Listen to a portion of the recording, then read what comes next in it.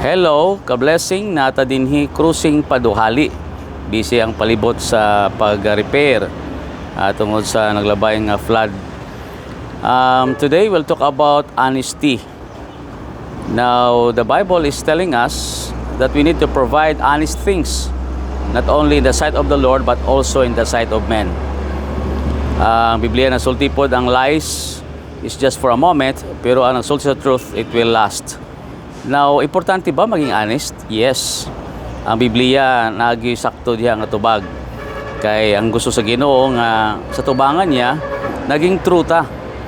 Og dili ang sa tubangan kundi sa iyang mga katawhan. Now, ang honesty may dako siya kahimuan tungod kay kini di ay naghatag kanato sa gitawag nga integridad. Ang integridad is the best legacy that we could leave sa atong next nga generation. But today we are also experiencing joy in that integrity. Now, being honest usahay lisod kayo.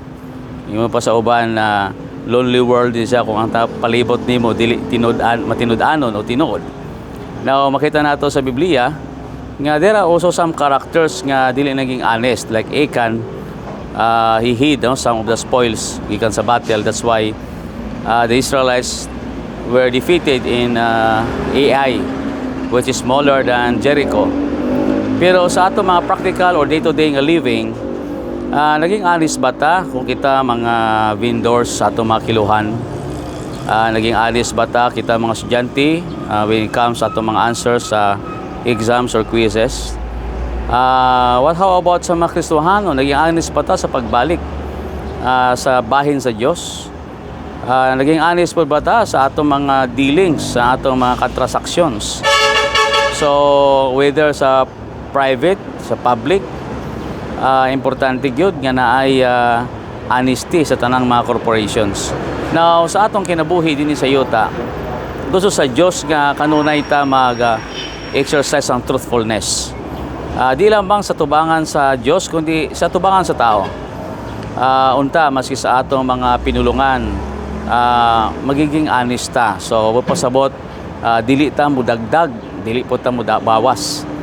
So, isa sa mga hinungdan usahay nga naay mga misunderstandings is because we are not really telling the truth. Now, ang truth man God mohatag nato kagawasan o katinawan.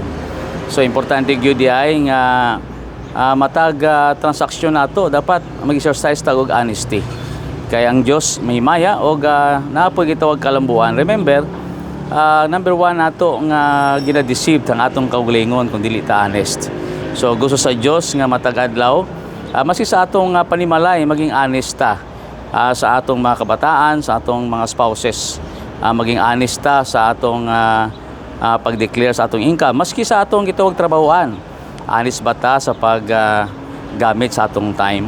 So the Bible says, whatsoever you do, whether you eat or drink, do it for the glory of God. So, it's just an encouragement to all of us nga magpadayon ta sa atong pagka matinud-anon. Kay ang Diyos gyud mo reward ka nato kung kita naging true to ourselves, true to our God, and true to others. So, enjoy life and have a good and godly day.